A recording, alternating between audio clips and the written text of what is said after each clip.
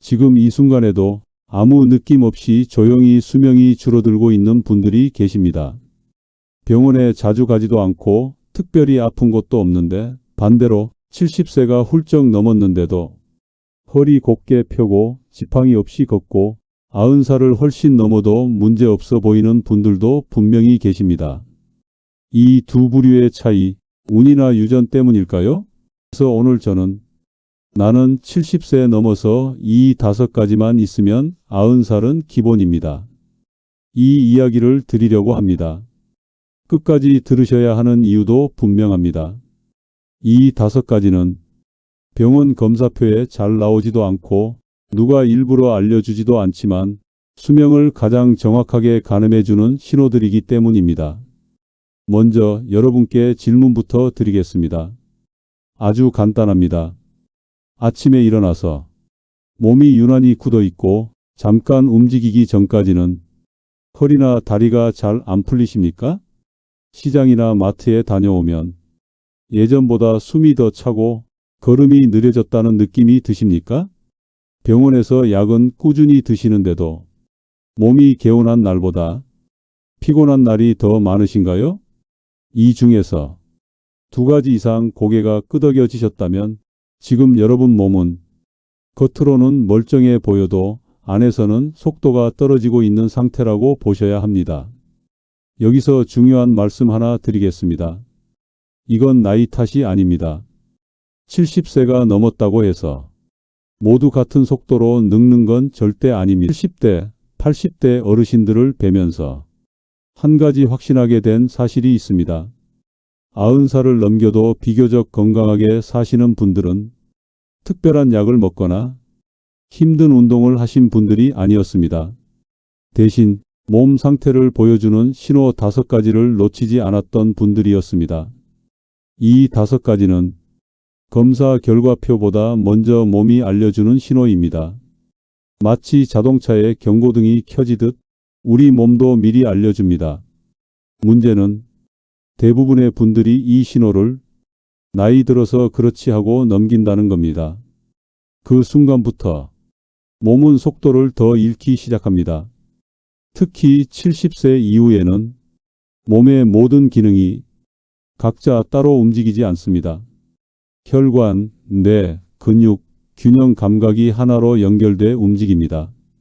혈관이 굳으면 심장이 더 힘들어지고 심장이 힘들어지면 걷는 속도가 느려지고 걷는 속도가 느려지면 넘어질 위험이 커집니다. 이건 연쇄 반응입니다.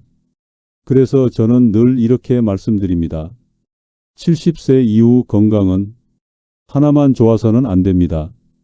5가지 중 하나라도 크게 떨어지면 전체가 무너지기 시작합니다. 반대로 이 5가지만 유지돼도 90살은 결코 먼 이야기가 아닙니다. 오늘부터 말씀드릴 이 5가지는 운동선수처럼 몸을 만들라는 이야기가 아닙니다. 병원에 매달리라는 말도 아닙니다. 집에서, 일상에서 스스로 확인할 수 있는 기준입니다. 다음 이야기부터는 이 5가지가 무엇인지 그리고 왜 이것들이 70세 이후 수명을 가르는 기준이 되는지 하나씩 아주 쉽게 설명드리겠습니다. 아, 이건 내가 지금 확인해 봐야겠다. 이런 생각이 드실 겁니다. 여기까지 들으시면서 이거 남 이야기 아니네? 이런 생각 드셨다면 좋아요 한 번만 눌러 주십시오. 이 한 번의 클릭이 이런 건강 정보를 더 많은 분들께 전할 수 있게 해줍니다. 그리고 구독 버튼도 함께 눌러 두시면 70세 이후 꼭 알아야 할 걷는 힘, 혈관 상태, 뇌 건강, 넘어짐을 막는 방법까지 제가 하나씩 어려운 말 없이 계속해서 알려드리겠습니다. 알림 설정까지 해 두시면 놓치기 쉬운 중요한 이야기들을 그때그때 바로 받아보실 수 있습니다. 이건 광고를 보기 위한 채널이 아니라 여러분이 오래 덜 아프게 사시기 위한 채널입니다. 끝까지 함께 해주시면 여러분 몸이 지금 어느 쪽으로 가고 있는지 분명히 보이게 해드리겠습니다. 70세가 넘어서 몸이 무너지기 시작할 때 다리가 아니라 허리가 아니라 의외로 손부터 달라집니다. 손에 힘이 빠졌다는 건 단순히 손 근육 하나가 약해졌다는 뜻이 아닙니다. 온몸이 힘을 쓰는 속도가 느려졌다는 신호이기 때문입니다. 예전에는 아무 생각 없이 하던 일들이 요즘은 괜히 한 번 더 힘을 주게 되지 않으십니까? 병뚜껑을 열 때, 비닐봉지를 뜯을 때, 장바구니를 들 때 말입니다. 이런 변화는 힘이 약해졌다로 끝나는 문제가 아닙니다. 손은 우리 몸에서 힘을 가장 빠르게 전달하는 곳입니다.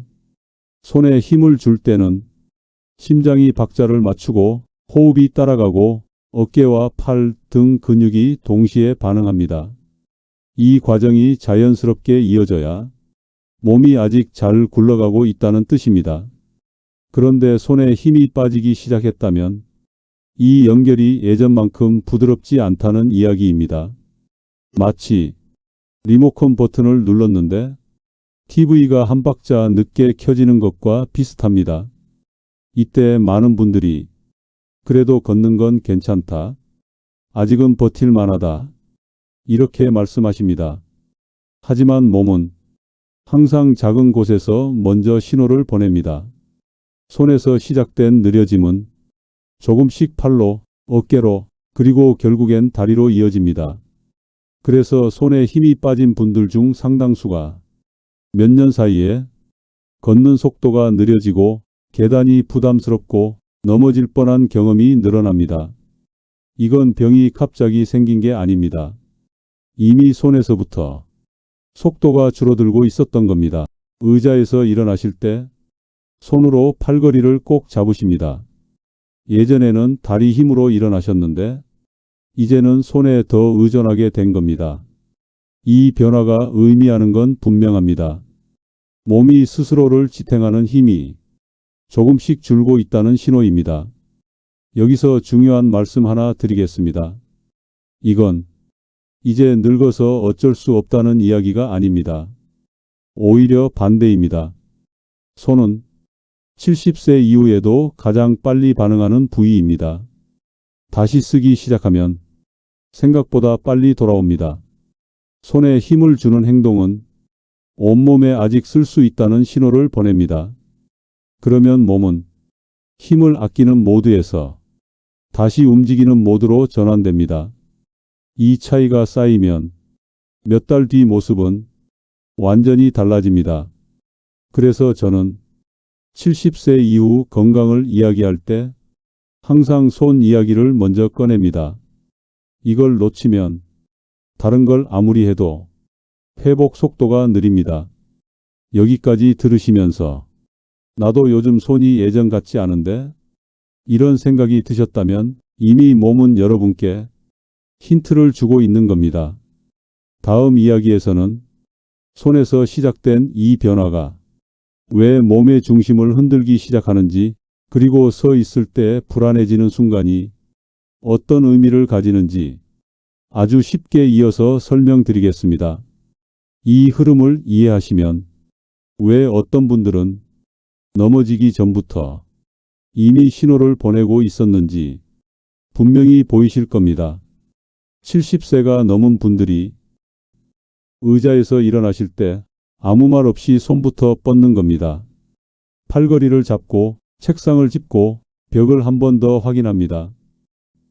예전에는 생각하기도 전에 몸이 먼저 반응했습니다. 방향을 바꿔도 몸을 돌려도 균형은 자동으로 맞춰졌습니다. 그런데 어느 순간부터 몸이 묻기 시작합니다. 지금 움직여도 될까? 조금 천천히 가는 게 낫지 않을까? 이 질문이 생겼다는 것 자체가 중요한 변화입니다. 우리 몸은 가만히 서 있을 때조차 계속 미세하게 흔들립니다. 그 흔들림을 뇌가 계산해서 다리와 허리에 바로 명령을 내려 균형을 잡습니다. 이 과정이 빠르면 사람은 아무것도 느끼지 못합니다. 그런데 이 계산이 반 박자만 늦어져도 몸은 불안을 느낍니다. 그래서 신발을 신다가 옷을 갈아입다가 고개를 돌리는 순간에 괜히 한번 멈추게 됩니다. 이건 어지럼이 아닙니다. 다리 힘이 빠진 것도 아닙니다. 몸을 통제하는 속도가 느려졌다는 신호입니다. 문제는 여기서부터입니다. 몸은 불안을 느끼면 바로 전략을 바꿉니다. 빨리 반응하지 말자. 안전하게만 움직이자. 그래서 걸음이 조심스러워지고 보폭이 줄어들고 사람 많은 곳을 피하게 됩니다. 이게 반복되면 몸은 이렇게 기억합니다. 이 정도 속도가 내 한계다. 이 순간부터 중심은 더 느려지고 균형은 더 약해집니다. 제가 안타깝게 보는 경우는 이 신호를 나이 들어서 그렇지 하고 넘긴 분들입니다.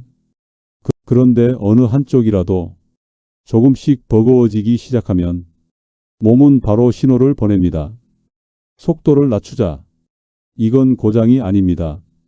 몸이 스스로를 보호하려는 선택입니다. 그래서 70세 이후에 걷는 속도가 느려진 분들은 몸을 아껴 쓰는 모드로 들어간 경우가 많습니다. 문제는 이 모드가 길어질수록 몸은 더 느려진다는 겁니다. 보폭이 줄어들고 팔 흔들림이 작아지고 발이 바닥에 붙는 시간이 길어집니다. 이 변화는 눈에 잘 띄지 않지만 몸 안에서는 큰 차이를 만듭니다. 움직임이 작아지면 심장은 덜 뛰고 호흡은 얕아지고 근육은 쓰임을 잃습니다. 그러면 몸은 이렇게 판단합니다. 이 정도만 써도 되겠구나. 이 판단이 반복되면 걷는 속도는 점점 새로운 기준이 됩니다. 예전보다 느린 속도가 몸의 보통이 되는 겁니다. 여기서 중요한 말씀 하나 드리겠습니다. 걷는 속도는 결과이지 원인이 아닙니다. 원인은 앞에서 말씀드린 손의 반응, 몸의 중심, 그리고 움직임에 대한 자신감입니다. 이 세 가지가 조금씩 무너지면 걷는 모습은 반드시 바뀝니다. 그래서 저는 걷는 속도가 느려졌다고 해서 무작정 운동을 시키지 않습니다. 먼저 몸이 왜 아껴 쓰는 선택을 했는지를 살펴봅니다. 이걸 이해하지 못한 채 억지로 빠르게 걷기만 하면 몸은 더 움츠러듭니다. 하지만 반대로 몸의 흐름을 이해하고 하나씩 되살리기 시작하면 속도는 자연스럽게 따라옵니다. 70세 이후에도 걸음이 또렷한 분들은 특별해서가 아닙니다. 몸을 다시 움직이는 쪽으로 설득한 분들입니다. 다음 이야기에서는 왜 어떤 분들은 몸이 점점 굳어가고 작은 동작 하나에도 숨이 차는지, 그리고 몸이 굳는다는 말이 단순히 근육 문제가 아니라 어떤 의미를 가지는지 이어서 말씀드리겠습니다. 여기까지 들으셨다면 여러분은 이미 몸의 중요한 변곡점을 지나고 계신 겁니다. 어느 순간부터 양말을 신는 일이 괜히 귀찮아집니다. 허리를 조금 숙였을 뿐인데 숨이 먼저 차고 손이 발끝까지 가는 게 예전만큼 자연스럽지 않습니다. 이럴 때 대부분 이렇게 생각하십니다. 몸이 좀 굳었네? 스트레칭을 안 해서 그런가 보다. 그런데 제가 보기에는 이건 단순히 몸이 뻣뻣해진 문제가 아닙니다. 몸속 흐름이 짧아지고 있다는 신호입니다. 몸이 굳는다는 건 근육 하나만의 문제가 아닙니다. 근육이 굳으면 그 안을 지나는 길도 같이 굳습니다. 이 길이 바로 피가 오가는 길입니다. 마치 겨울에 오래 방치된 수도관처럼 안쪽이 딱딱해지면 물은 끝까지 잘 가지 못합니다. 그래서 몸이 굳기 시작한 분들은 손끝, 발끝이 예전보다 쉽게 차가워지고 작은 동작에도 피곤함을 먼저 느끼게 됩니다. 몸이 부드러울 때는 움직임 하나하나가 피를 밀어내는 펌프 역할을 합니다. 그래서 작은 동작에도 몸이 가볍게 반응합니다. 하지만 몸이 굳어가면 이 펌프가 점점 작아집니다. 그러면 심장은 더 힘을 써야 하고 호흡은 얕아지고 사람은 쉽게 지칩니다. 이 변화는 어느 날 갑자기 오지 않습니다. 조금씩 아주 조용히 진행됩니다. 허리를 깊게 숙이지 않게 되고 물건을 바닥에서 집을 때 자연스럽게 무릎 대신 허리를 쓰고 몸은 점점 덜 움직이는 방향으로 선택합니다. 문제는 몸이 굳어갈수록 사람 마음도 같이 굳는다는 점입니다. 괜히 무리하지 말자. 이 정도면 됐지. 이 말이 늘어날수록 몸은 더 움직이지 않으려 합니다. 그러면 굳음은 더 빨라집니다. 그래서 저는 몸이 굳었다는 말을 들으면 항상 이렇게 생각합니다. 아, 이분은 몸의 끝까지 쓰는 길이 점점 닫히고 있구나. 하지만 여기서 중요한 말씀 하나 드리겠습니다. 2단계 역시 늦지 않았습니다. 몸의 유연함은 나이보다 사용 빈도에 더 크게 반응합니다. 70세가 넘어서도 몸이 부드러운 분들의 공통점은 특별한 운동을 해서가 아닙니다.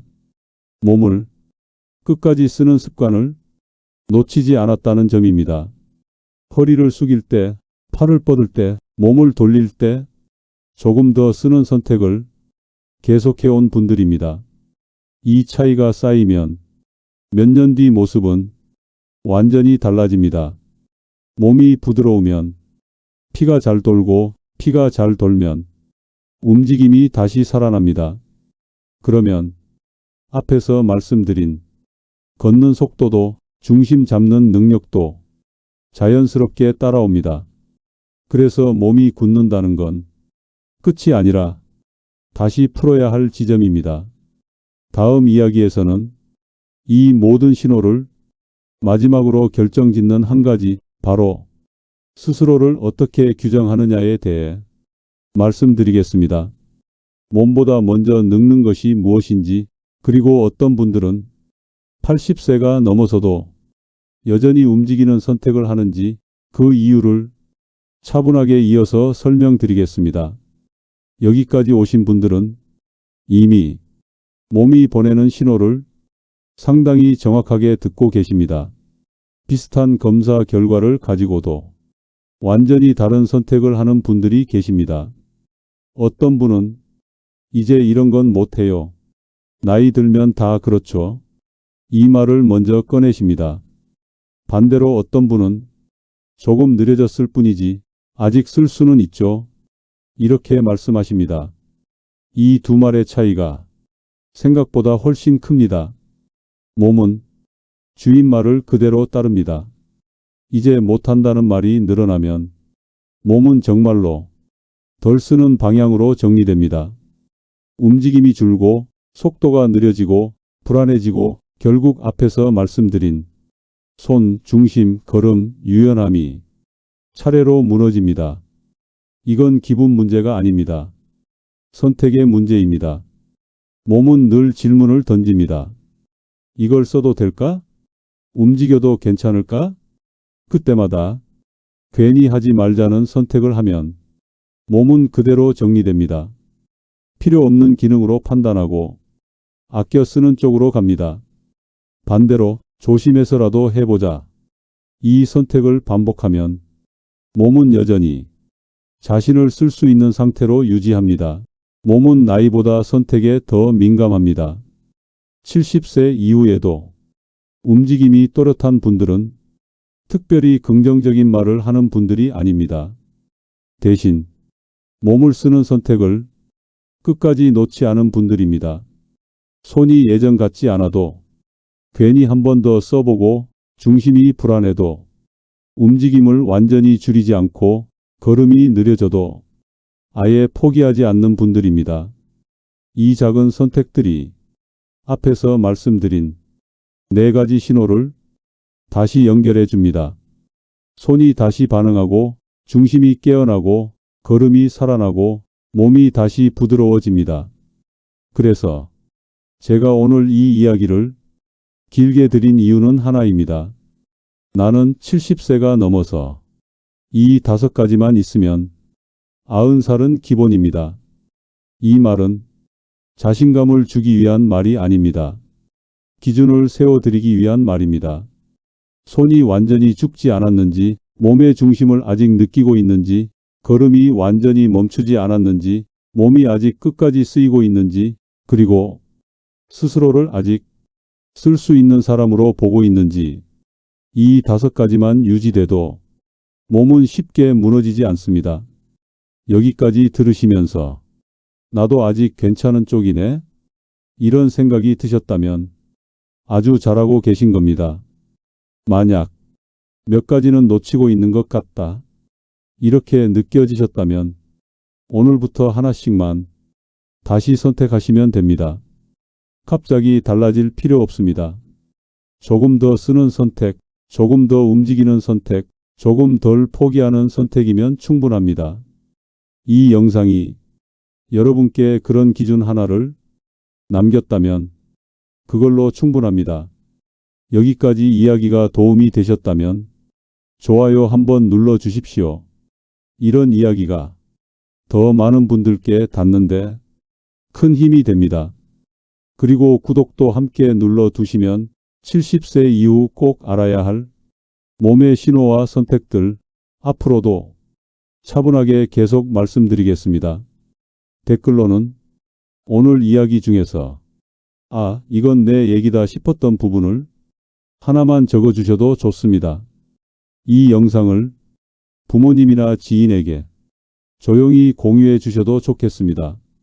괜히 병원 가기 전에 한 번쯤 들려주고 싶은 이야기니까요. 마지막으로 한 말씀만 드리겠습니다. 오늘 말씀드린 내용은 건강 정보를 나누기 위한 것이며 개인 진단이나 치료는 반드시 담당 의료진과 상의하셔야 합니다. 여러분이 조금 덜 아프고 조금 더 오래 스스로 걸을 수 있기를 진심으로 바랍니다.